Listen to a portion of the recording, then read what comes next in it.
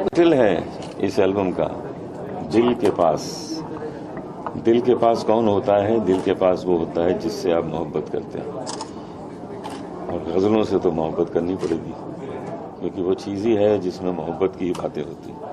कोई गज़ल टेबल कुर्सी पे नहीं लिखी गई, दिल पे लिखी गई। महबूब के बारे में बात की गई या महबूब से बात की गई, वही गज़ल है। तो यहाँ दिल के करीब जो होता है वही है जो जिंदगी में सुकून देता है। आप किसी भी हालात में हो, आप उसे याद कर लिए जो आपके दिल के करीब है, बस सुकून मिल जाएगा। तो मुझे बहुत खुशी है कि बहुत अच्छी गायिका काकोली की आवाज़ में ये गज़ल एल्बम है, और मैंने एक इनके साथ डुएट एक गज़ल हम लोगों ने पेश की है। तो कोशिश ये की गई है कि काकोली के जो अलग अलग अंदाज हैं गायकी के, वो सब इन गज़लों में समा जाए।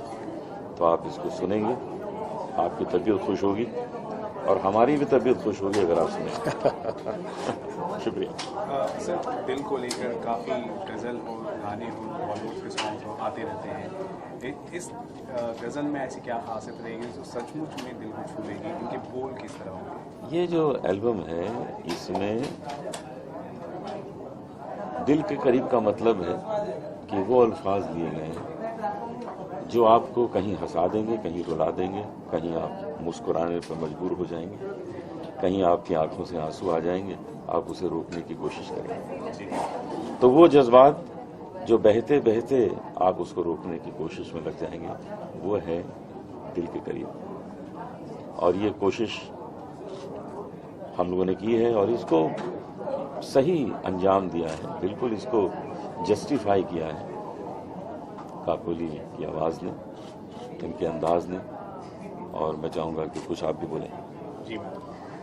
ज़िंदगी में जब हम एक वक्त में पहुंच जाते हैं तो हम we chase our dreams and we reach a certain level that we bury ourselves and veil ourselves in a certain way that हम अगर अपने इमोशंस को चाहें तो भी निकाल नहीं पाते। एक टाइम पे हम अपने मुकाम पे तो पहुंच जाते हैं, पर जब मुड़ के देखें तो ऐसा लगता है कि जो इमोशंस हम कहना चाहते हैं, अपनों से भी जाहिर करना चाहते हैं, वो जाहिर नहीं कर पाते हैं क्योंकि वो दफन हो चुके होते हैं गीतों के ज़रिए, स्पेशली गज़लों के ज़रिए, क्योंकि वहाँ शायर के जो शब्द होते हैं, जो उनकी अपनी फीलिंग्स होते हैं, कहीं ना कहीं किसी के दिल के फीलिंग्स के साथ जुड़े हुए होते हैं।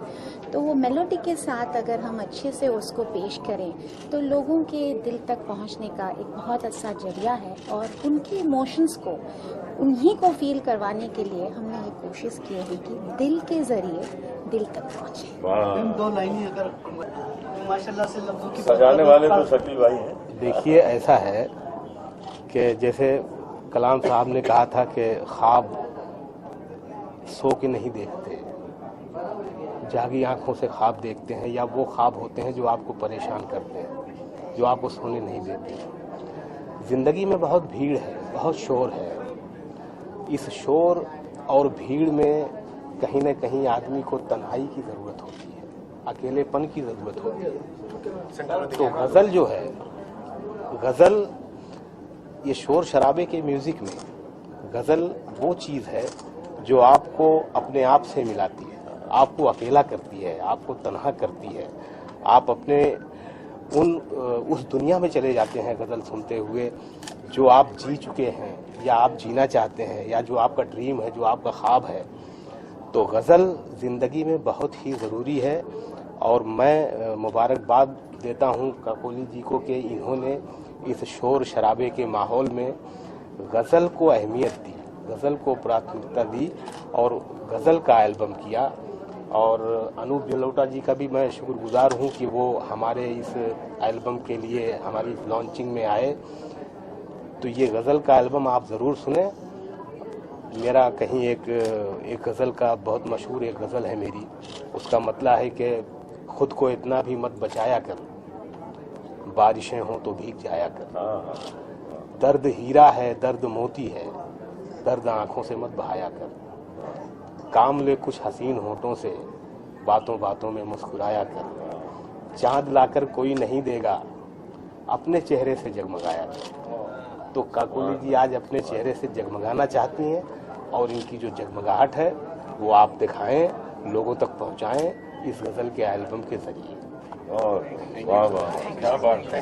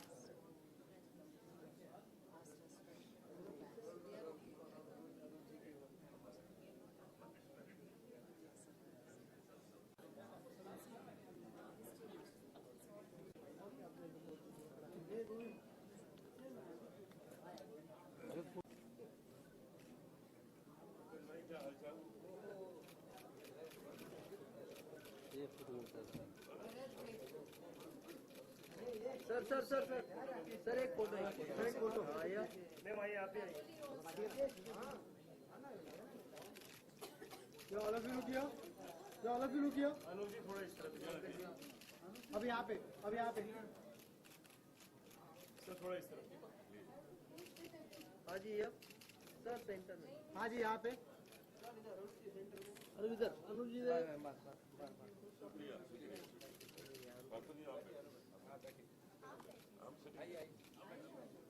नहीं आप बैठे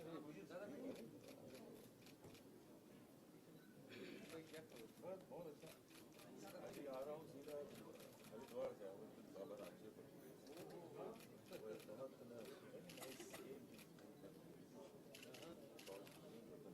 अच्छा और आस्था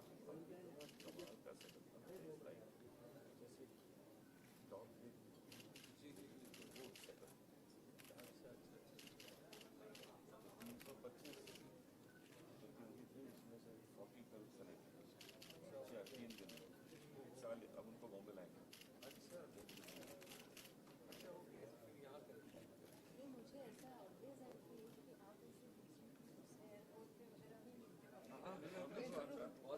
ज्यादा नहीं मिलते,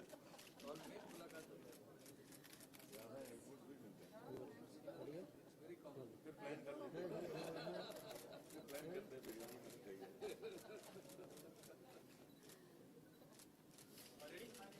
अगर इसके शायर भी बहुत बड़े हैं और उनको सुनेंगे, कंपोजिशन, अरेंजमेंट, प्रील्यूड, इंटरल्यूड और काकोली का गाना और अनूप जी का सपोर्ट, ये सब चीजें आपको इसमें दिखाई देगी।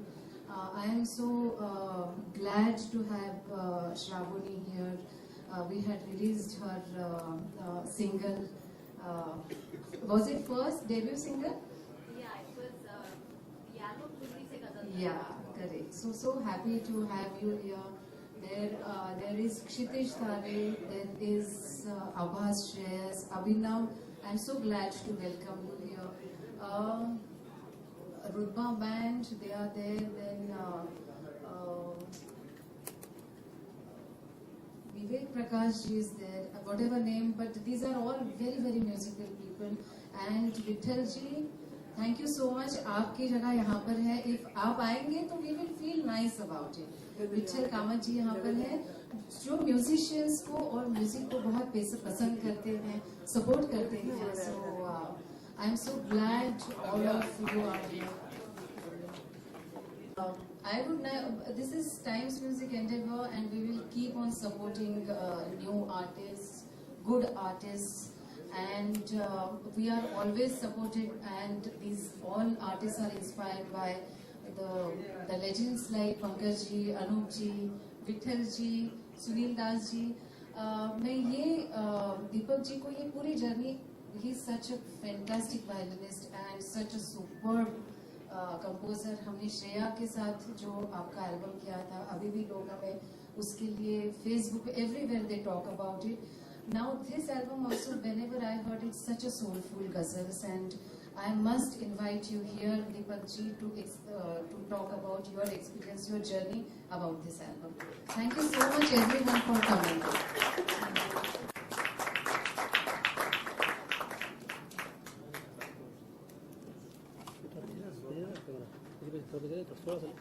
वर्षा जी, दीपक जी को भी कुछ द्वारा सम्मानित करें, अभिवादन करें इनका।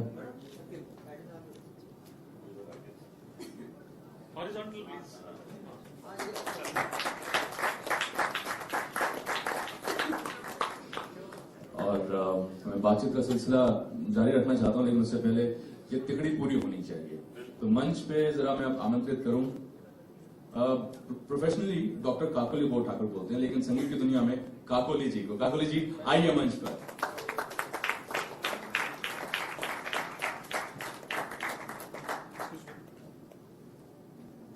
और काकोली जी, आपने इनका नंबर निकाला दीपक जी का, ऐसी क्या चीज ने आपको मुतासिर किया कि भाई आप तो रेडियोलॉजिस्ट हैं, मुंबई की टॉप नॉच रेडियोलॉजिस्ट में से आती हैं, समय कहाँ मिलता होगा, इनका नंबर कैसे ढूंढ लिया? क्या चीजें जो बहुत मोटिवेट कर रही थी आपको? मुझे गजलों से बहुत प्यार हो गया था and I wanted to make an album of ghazal. तो मैंने ढूंढी सारी, I went through all the ghazal albums release in the last 1 year। मैंने कहा all the big notch people singers have roped in Deepak Pandit, तो ये जरूर कुछ काम का कंपोजर होगा। इस हिसाब से not knowing anything I went and googled and I said कि हाँ, because I am not from this field, maybe this research is right and it turned out to be right. देखिए, ये सब कहानी बनाई जा रही है, यहाँ कोई सच्ची कहानी है। इनकी तबीयत ठीक नहीं थी, ये गए थे अपने टेस्ट कराने इनके पास, रेडियोलॉजिस्ट हैं, चेकअप कराने गए थे ये मामला क्या है, मेरी तबीयत कोई इतनी बिगड़ी नहीं जानी कर, क्योंकि कुछ काम ही ऐसे करते हैं कि तबीयत बिगड़ जाती है। कभी काकोली जी के एल्बम बनाते हैं, कभी Shreya. By the way, my majority patients are pregnant patients. तो ये गए तो इन्होंने पूछा कि आप करते क्या है, तो उन्होंने बोला कि हम म्यूजिक कंपोज करते हैं। ठीक है, हम ये गजल एल्बम बनाने जा रहे हैं। और काकोली जी, मुलाकात अनूप साहब से, अनूप जलोटा साहब से किस तरह से मुमकिन हुई, जिनसे सीखा है, और पहले तो ये बताया मुलाकात कैसे संभव हुई, और फिर इस एल्बम में कैसे अनूप जी ने कहा कि हाँ मैं भी साथ। सच्ची बात, बिल्कुल सच बात। नहीं तो दीपक जी, आपके पास भी माइक है, आप सच्ची कहानी सुना सकते हैं। मुझे एल्बम में तो अनूप जी को मैंने बहुत, एक्चुअली ये मुझे बहुत एज ए स्टूडेंट बहुत प्यार करते हैं, लेकिन मैं उनसे बहुत डरती हूँ। फिर भी उन्होंने एक बार खुद कह दिया कि ठीक है, आपके साथ I am agreeing to sing with you, so that itself was a very fortunate moment in my life. और ये बात सच्ची है अनु सर? हाँ बिल्कुल सही। डरने वाली बात ठीक नहीं, मुझसे डरने की। मैं एक चीज कहना चाहूंगा, डरने भी आ रहा है। मैंने जिंदगी में, मेरी लाइफ में पहले इंसान ऐसे देखे जो है हमारे प्रिय शहीद बड़े भाई अनूप जी, जो इनको मैंने कभी गुस्सा करते हुए नहीं देखा। कभी ये सीखने वाली बात है, सीरियसली। फ्लाइट मिस हो गई, दूसरी फ्लाइट पकड़ लेंगे, कोई बात नहीं, कोई टेंशन नहीं, वो अपने से भाग गए, कोई बात नहीं, भागे कहीं ना कहीं मिल जाएगा। ये सब चीजें मैंने बहुत सीखी इनसे। Whatever be the kind of problem, he has a signature tag of humor and the evergreen smile attached to it. तो एक बात ये बताएं, आप रेडियोलॉजिस्ट हैं, प्रेग्नेंट लेडीज आपके पास आती हैं, वो बच्चे की जो धड़कन है, जो कोप में, उसकी धड़कन में आपने स्पेशलाइज किया, आप बताती हैं कैसा चल रहा है। तो संगीत तो एक अलग सागर है, डॉक्टरी एकदम अलग चीज है, ये संतुलन कैसे बनाते हैं? How do really manage both the things? जब भी आप कुछ चीज को बहुत ज्यादा चाहते हो तो उसको मुमकिन करना बहुत मुश्किल बात नहीं है। There is a will, there is always a way. I had my passion for music, and initially actually started as a stress buster, and then I realized that it increases actually my efficiency in my daily life, in my personal life, and also my work life.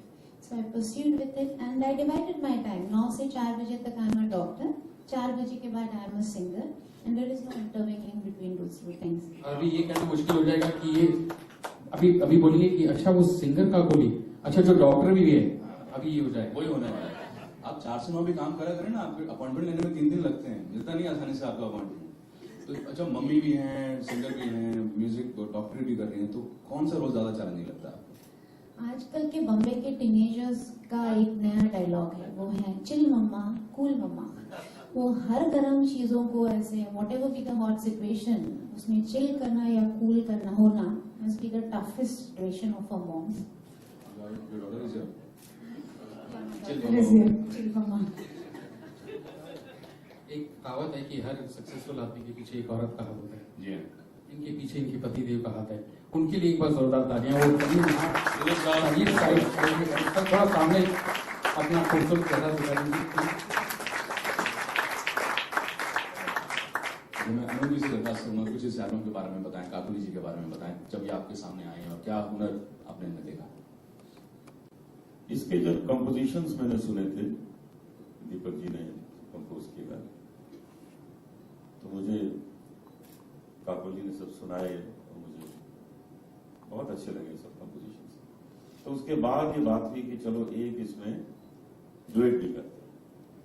बाद में वो add हुआ, नहीं तो पहले यही बात थी कि इनका पूरा एल्बम बनाया जाएगा, लेकिन इनको लगा कि चलो इसको भी चांस दे देते।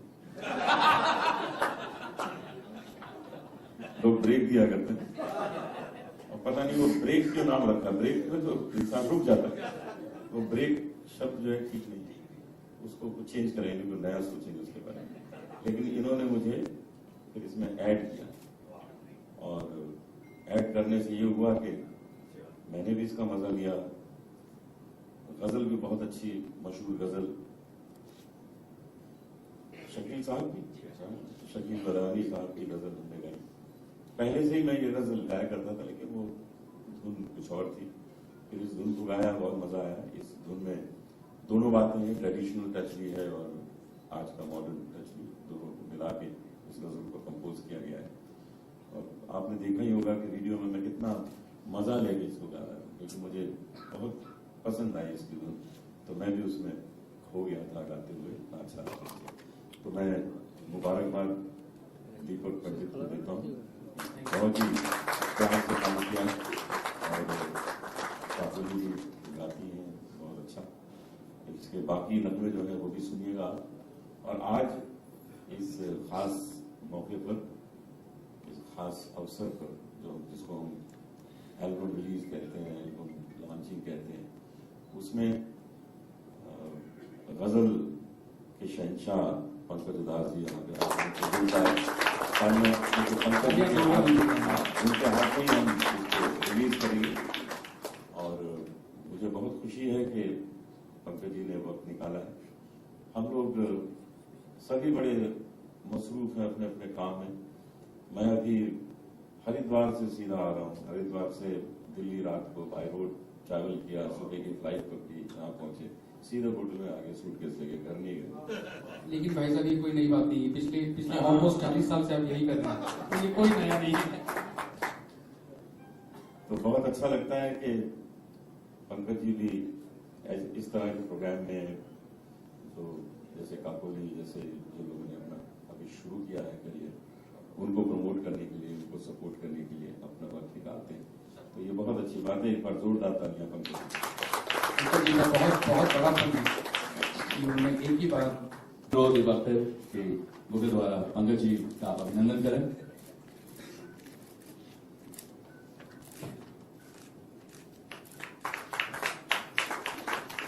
और पंकज जी से मैं आप अनुरोध करूंगा कि चंद शब्द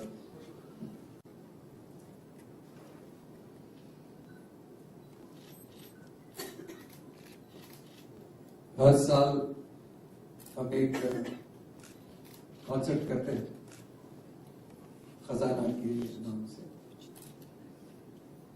उस कॉन्सर्ट का मकसद यही है कि गजल के नए जो फनकार हैं उनको एक प्लेटफॉर्म, एक मंच दिया जाए और उनको उनका तारुफ लोगों से, मुंबई के सुनने वाले, गजल सुनने वाले ऑडियंस से उनका तारुफ कराया जाए। अनूप भाई कि उसका एक बहुत बड़ा हिस्सा है खजाना प्रोग्राम। और हम सब जब हमने खजाना प्रोग्राम शुरू किया था तो हमने यही सोच के ये प्रोग्राम शुरू किया था कि गजल का कारवां जो है वो कहीं थोड़ा स्लो हो गया है, उसकी जो रफ्तार है वो उतनी नहीं है जितनी होनी चाहिए।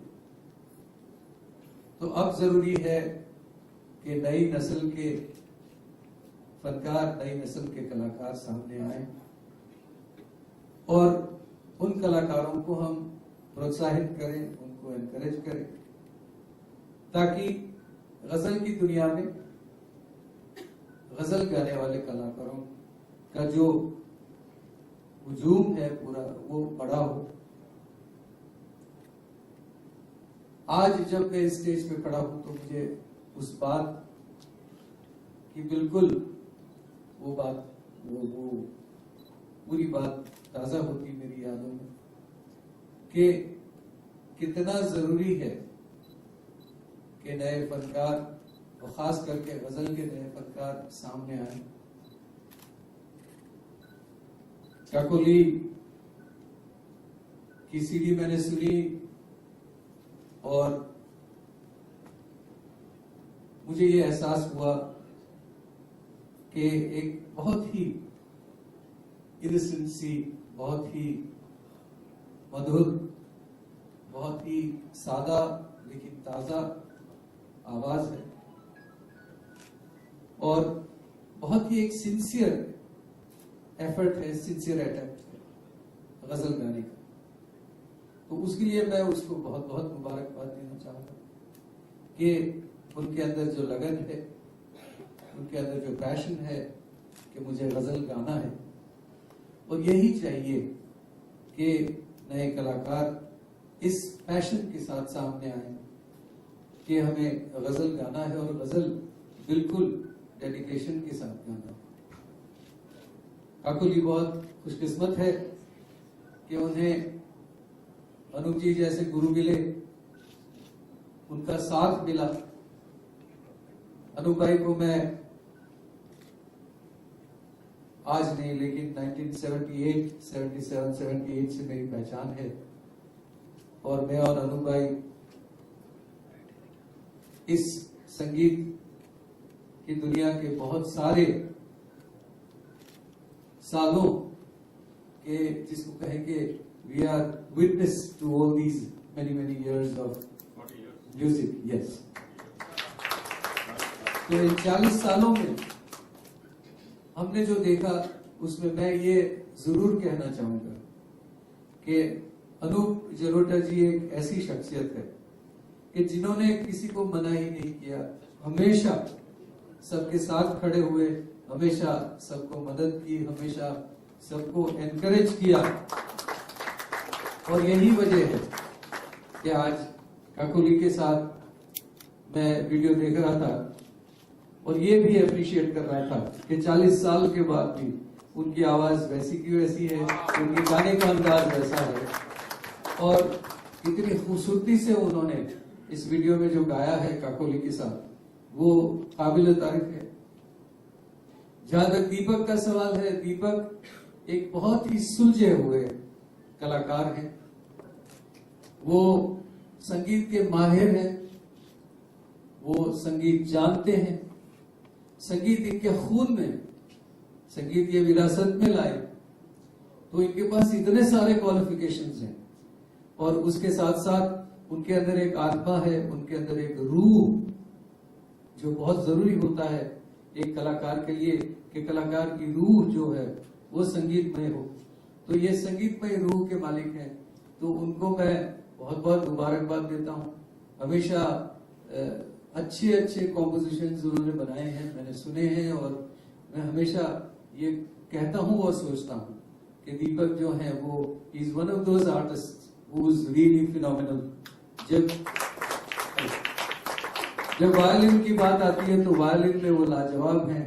जब म्यूजिक अरेंजमेंट, म्यूजिक, अभी हमने एक प्रोग्राम किया था गजल सिम्फनी के नाम से, तो when it comes to arranging the whole symphony he is outstanding. तो Deepak is really a wonderful artist. In short ये सब कहने की वजह ये थी कि Kakuli is very very fortunate कि उन्हें ऐसे लोगों का साथ मिला और उसके साथ साथ एक ऐसी music company times music company जिसने टाइम्स म्यूजिक कंपनी ने नॉन फिल्म म्यूजिक जिसे हम कहते हैं, जो फिल्मों का म्यूजिक नहीं है, नॉन फिल्म म्यूजिक को बहुत प्रमोट किया है, दिल से प्रमोट किया है और आज भी टाइम्स म्यूजिक वही कर रहा है। तो टाइम्स म्यूजिक स्पेशली गौरी, वर्षा और बहुत सारे टाइम्स म्यूजिक के जितने मेरे दोस्त हैं उनको बहुत बहुत मुबारकबाद देना चाहूंगा कि उन्होंने ये अपनी जो एक ट्रेडिशनल अपना जो अप्रोच है वो कायम रखा है कि हमेशा नए लोगों को प्रोत्साहित करना, नए लोगों को एनकरेज करना।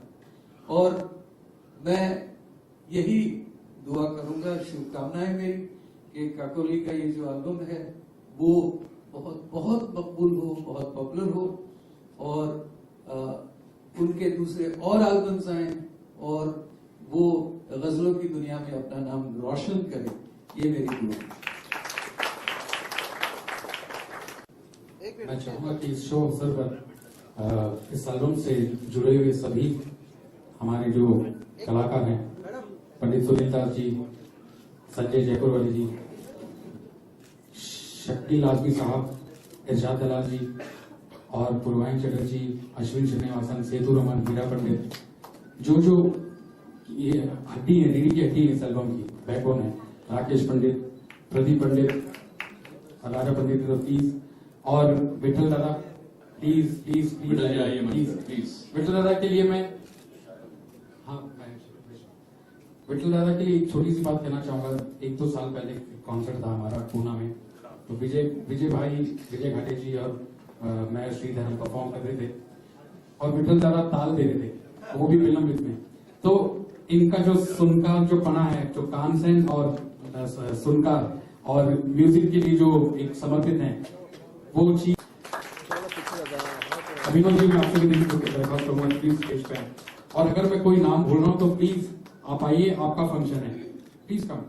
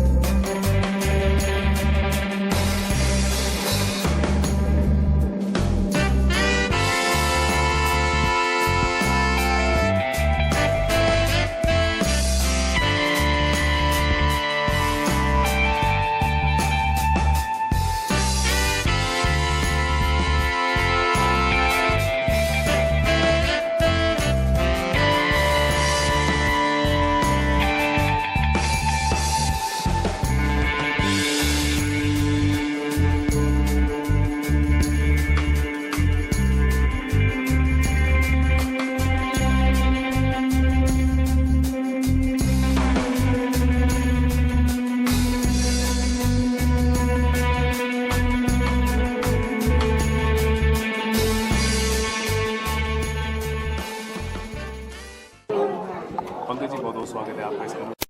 जिस तरह से जो गजल है काफी खूबसूरत गजल है, आपने सुना होगा जी, आप कुछ कहना चाहेंगे? गज़ल हम सब जानते हैं कि भारत की एक परंपरा है। गज़ल जो है वो हमारी संगीत का जो इतिहास है उसका बहुत बड़ा हिस्सा है।